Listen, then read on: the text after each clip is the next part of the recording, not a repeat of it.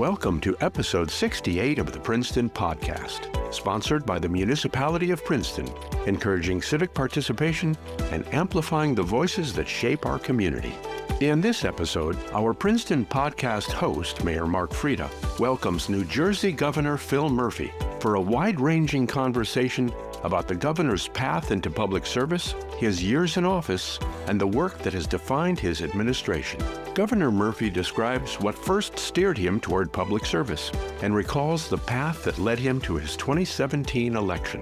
He reflects on the challenges of leadership and the effort to keep his values at the center of his decisions. The governor highlights key achievements of his administration, including economic revitalization, the growth of New Jersey's innovation economy, and managing the COVID-19 crisis. Governor Murphy also mentions his international work promoting New Jersey and his focus on building a more inclusive state. As his term comes to an end, he shares his remaining priorities, thanks residents for their support, and expresses confidence in New Jersey's future under Congresswoman Mikey Sherrill. So without any further introduction, let's join our host, Princeton Mayor Mark Freda, and his guest, New Jersey Governor Phil Murphy, for episode 68 of the Princeton Podcast.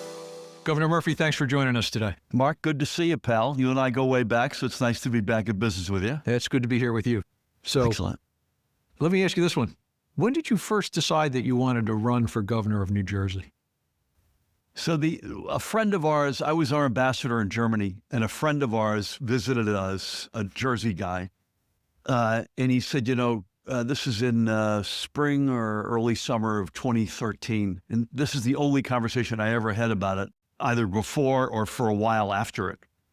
He said, Chris Christie's going to win re-election handily, and assuming that I'm right, it's going to be wide open for both parties, and it's hard to get someone from the same party to succeed for a third term. What we just saw with Mikey Sherrill is not a natural occurrence.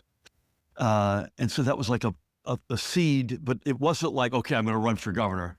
We then came back. We got back with our family, took the rest of 2013 to get reintegrated back into Jersey. And I'd say probably the end of that year, early 2014, we started looking at the state, we being my wife and I in particular. And it was less a political look than what does New Jersey need? I would argue that it was pretty broken at that point. Yep. And what this is what it needs, and this is what we bring to the table. How good a fit was that? So we spent a good amount of time doing that. We formed a think tank, but it was probably a year and a half. And then we started saying, okay, let's have some serious political conversations and see whether or not there's a lane here. And early on, there didn't look like there was much of a lane, I have to say. So I'd say, first it ever came up late spring, early summer 13. Didn't really start thinking about it earnestly until probably 2014. Declared in May of 16 and got elected in 17. Yeah. So you used the think tank. Did you have specific reasons that in your mind as to, well, here's why I, Phil Murphy, should run for governor? So the theory that we tested was that this was first and foremost an economic challenge, that it was broken, that it wasn't growing, it wasn't fair, and the state, which used to be a paragon of responsibility and, hey, let's look at New Jersey because they do things the right way, we had lost our way, by the way, both sides of the aisle, in fairness. So the theory was that having been on Wall Street, as you know, you and I were both there, having dealt with folks at a high level, whether it was clients or as an ambassador, in my case in Germany, that combination, and by the way, being brought up in a progressive family, middle class on a good day, my dad didn't get out of high school. My mom got a high school degree and that was it. The combination of all that, and the theory we tested was that what the state needed? I would argue with hindsight that we're far from perfect. We're far from having gotten everything done, but we were largely right on that thesis. Yeah. So are you happy that you were able to serve 2 terms as governor? Oh, hugely. Yeah. Hugely. I mean, it would have been crushing to not win a second term with so much left to accomplish. And having said that, on the other side of it, I'm a big believer in term limits.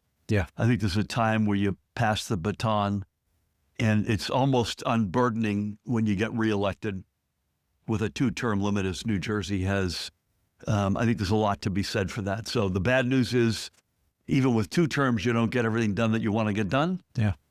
The good news is there's a time to pass the baton. There's a time to turn the page, to give somebody else a shot on the one hand, and on my side of things to take a break and decompress, recharge, and then figure out where we go from here. It's a lot to do.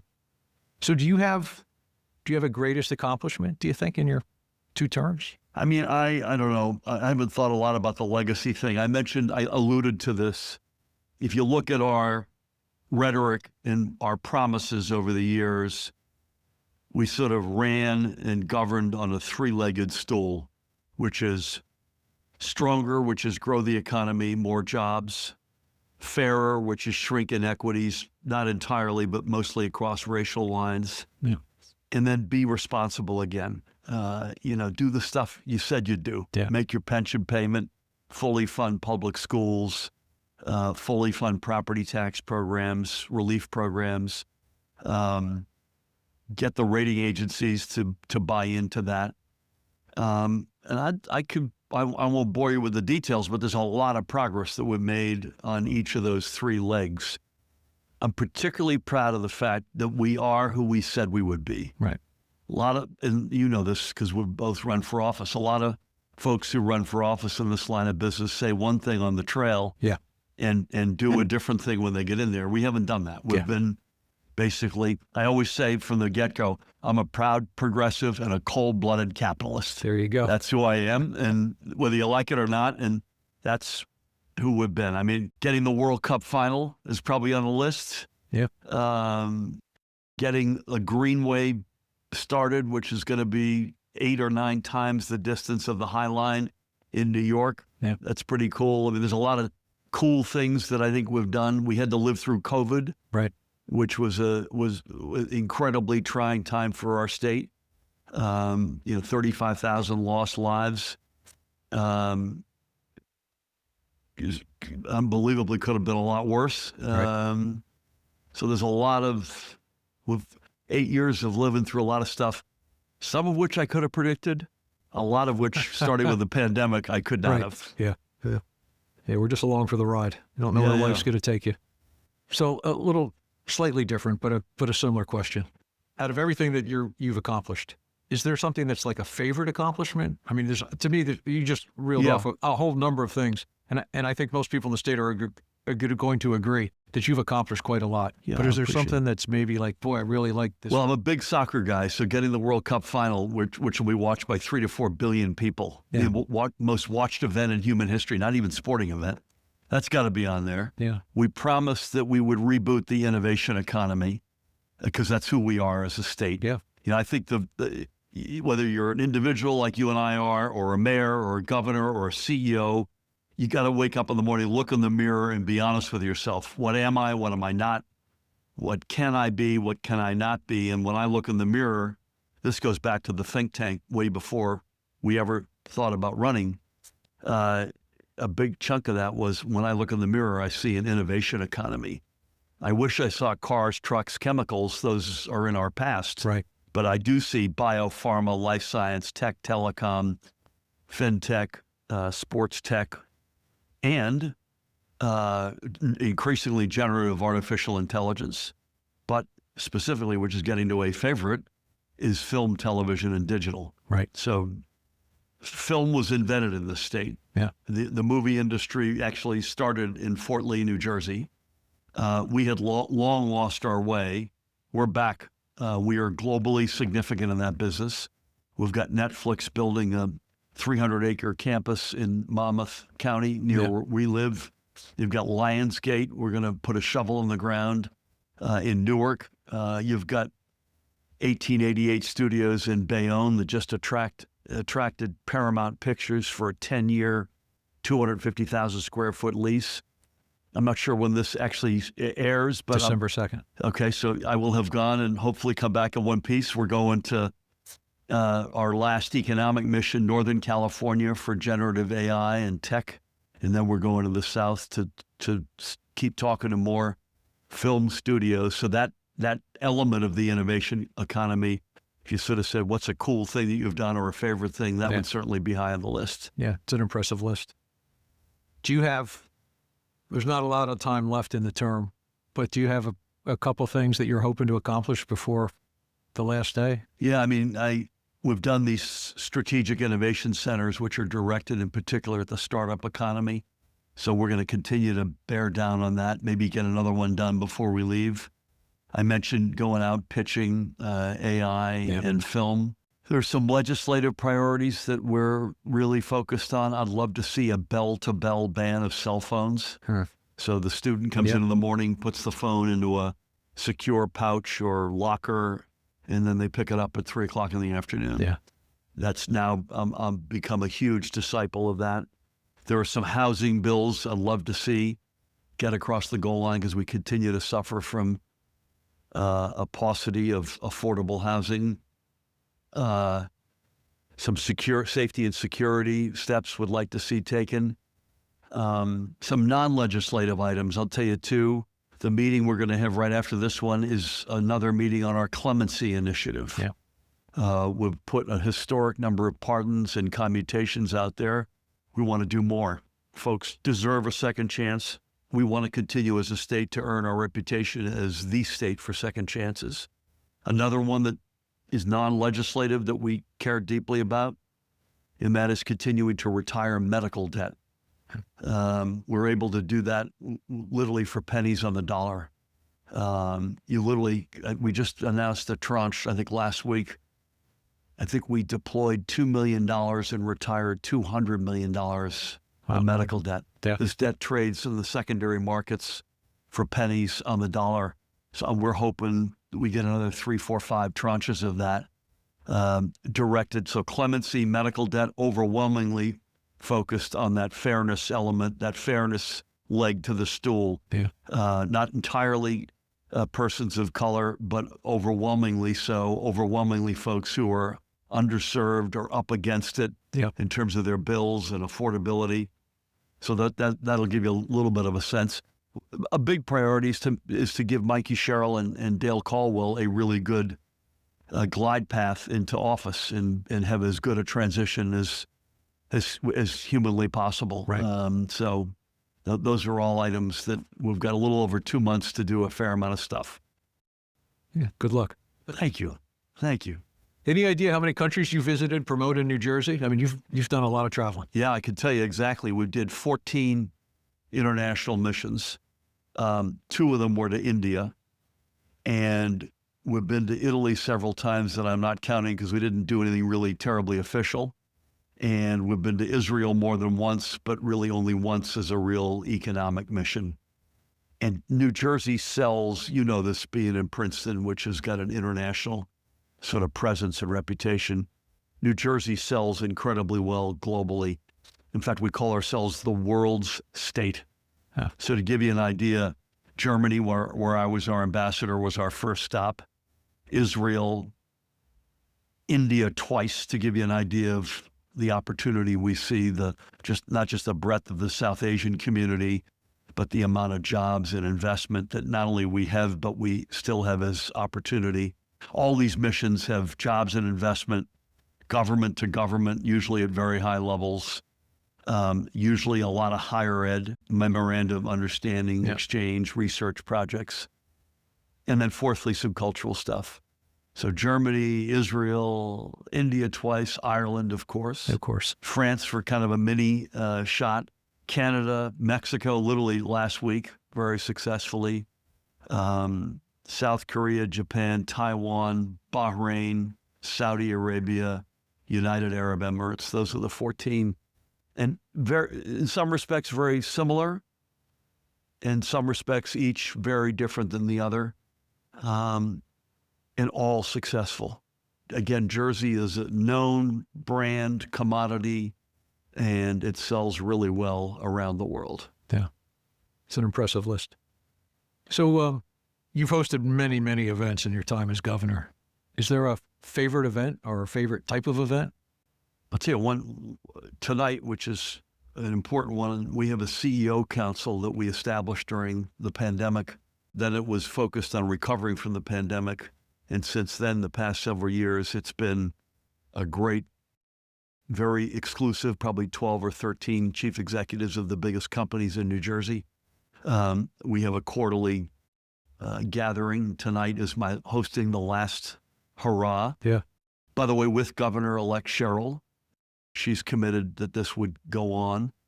And that'll be a really good discussion about the economy in particular. But the things that we love are at Drumthwacket in your hometown of Princeton, which is the governor's mansion. We'll do several things a month, and then we'll have sort of the monthly heritage event. Yeah. So we'll do a Diwali event we just did a couple of weeks ago. Wildly successful entertainment. Usually give out an award or a citation. I'll say a few remarks. Tammy, my wife, will say a few. Again, some dance, entertainment. I love that. We do another wild one for Pride every June, which we love. Black History Month, Hispanic Heritage Month, AAPI celebration. So those are really, really cool. And of course, we're in the State House. We host folks through here all the time. But the ones we do for those monthly sort of heritage events are really cool. Yeah, yeah. You're very inclusive, very inclusive. Yeah, we love it. Yeah. So what's the hardest part of being governor? Well, it's a big responsibility. You've got a version. You and I have a similar chief executive role. And this is not, I'm not making a value statement on one's better than the other, but it's a very different reality than if you're in a legislative body. Yeah. Which is also incredibly important and incredibly valuable, but it's different. Yeah. So, and you know, and I know that you're the boss, and at the end of the day, the buck stops with you. You've got the ball. So in my case, for 9.5 million people, so it's typically going to be the stuff that's hard. You know, I spoke to university hospital chaplains earlier today, and I was recounting a lot of good times at University Hospital, but passing through their emergency room when those 2 firefighters died at the port. Right. Or when the police officer was murdered in Newark, and my wife and Mayor Baraka and I were in there together with the family. COVID, we mentioned. I mean, so it's the tough parts are security issues, tragedies. Weather events are never terribly fun, and that includes, sadly, you know, we had an awful storm in President Biden's first year as president, which took 30 lives, mostly due to water. Mentioned pandemic. Some stuff drives you crazy, but it's not. Nobody died. You know, you'll have some conversation with somebody, and you want to pull your hair out, or there's some. You know what it's like. Yeah. Somebody's got a complaint that's out of left field. Yeah. But again, nobody died because of that. You may not like it, but it's you live through that, right? Yeah. But it's the stuff that's the heavier stuff that I think is the most difficult. So on the other end of the spectrum, is there anything that you would say is the easiest or easier part of being governor? I mean, I don't have a problem being with people. I don't have a problem doing something like this or standing up in front of people. I almost became an actor, so I acted a lot in middle school, high school, and college. Thought about doing that as a career. I only say that because that chapter in my life, I think, has led to largely, there's always some exceptions, but I have like ice water flowing through my veins when it comes to standing up and delivering a State of the State address or something like that. So I'm not sure that's easy, but more broadly, I like being with people. Yeah. And I don't think you can fake that. No, people can tell it's real or it's not. Either you like it or you don't. Tammy and I always, when I was our ambassador in Germany in particular, but also here in New Jersey and looking at the American landscape, there's always somebody out there where you look at them and you say, how did they pick this line of business? I don't understand. Yeah. You know, there's somebody senior in Angela Merkel's cabinet who's a great guy, incredible talent. Elected politics? What? Hello? Made no sense. And having said that, he was really successful. So it shows you what I know.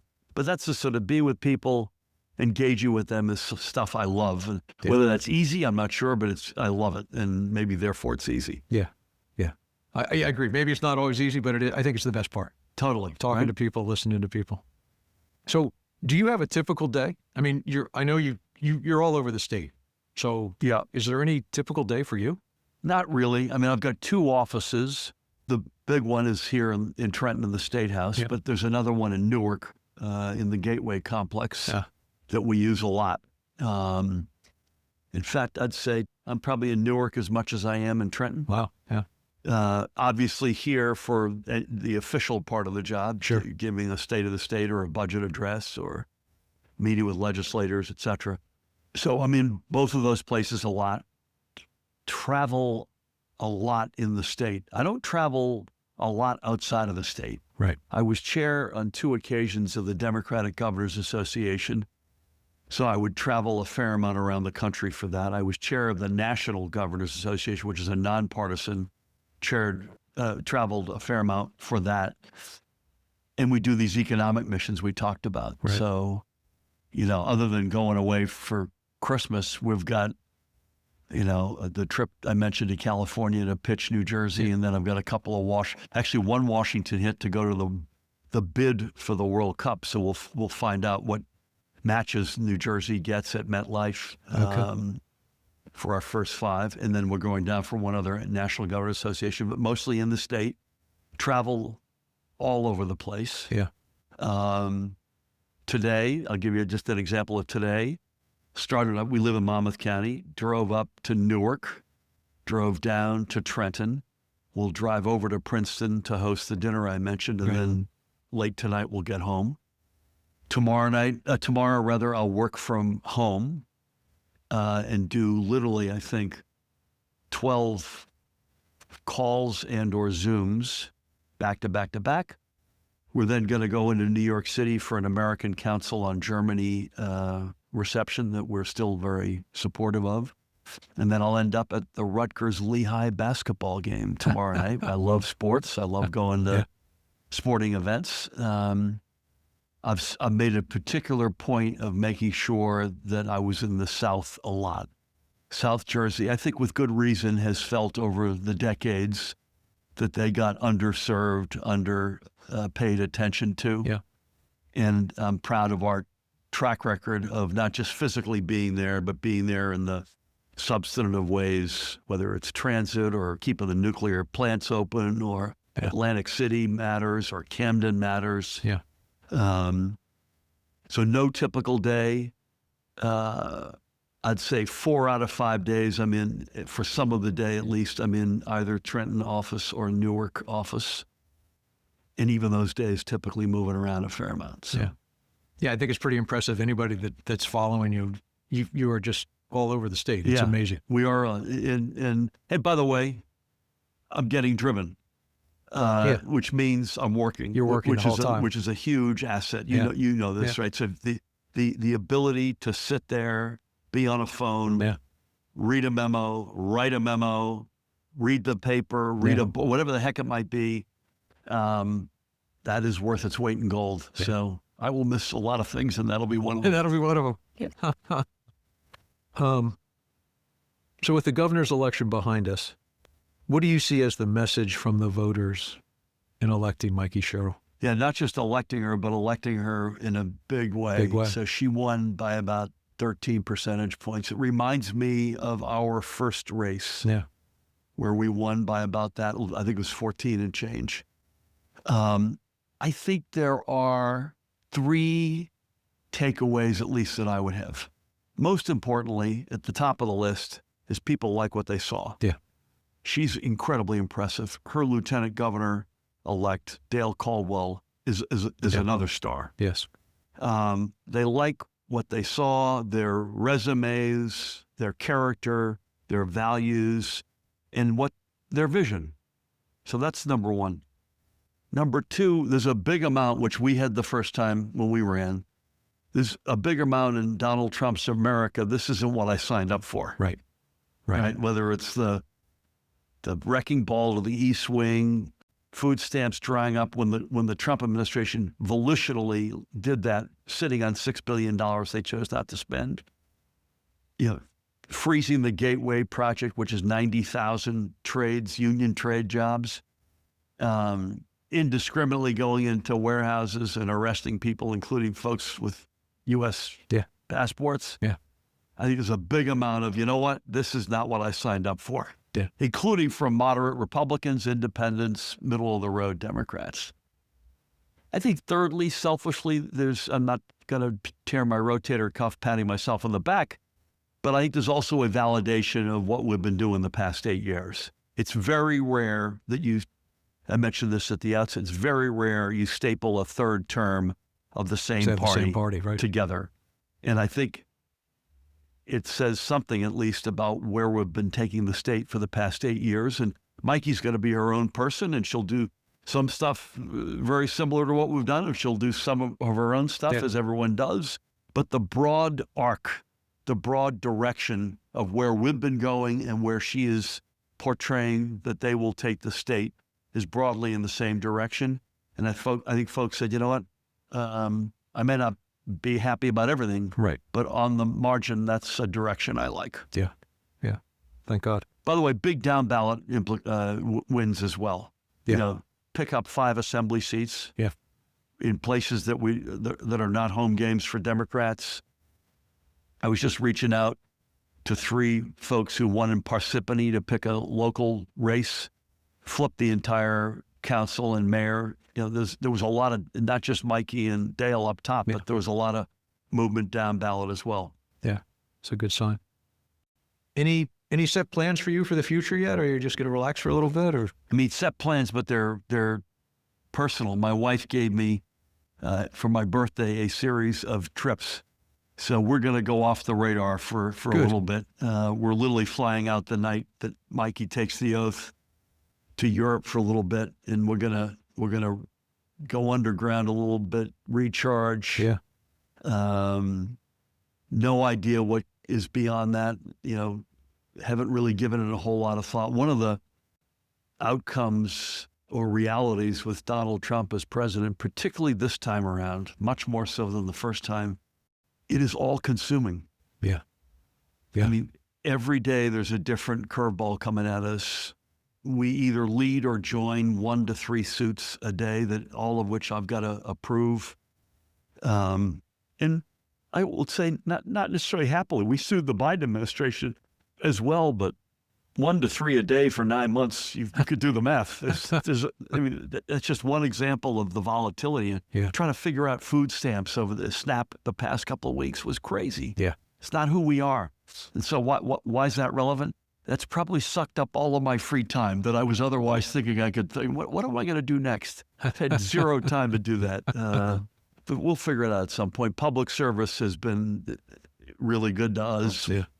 Tammy and I have loved it. I'll be surprised if we're not somehow still in the game somewhere, somehow. Yeah. But no news to make. I wish I could. If I could make the news, Mark, it'd be with you, buddy. So, last question. Do you have any message to the residents of New Jersey as you prepare to leave office that you want to share? Or? Overwhelming gratitude for the opportunity to lead the state for almost 8 years. You pinch yourself. It's the responsibility, the job, the position of a lifetime. And again, some days, some moments you want to pull your hair out. But those pale in comparison to the enormous reward, admittedly responsibility, but it's just it's been the 8 years of a lifetime. And again, there's always stuff you won't miss, but I'll miss serving the people. Just give you one story. It's emblematic of, I could tell dozens, hundreds, thousands.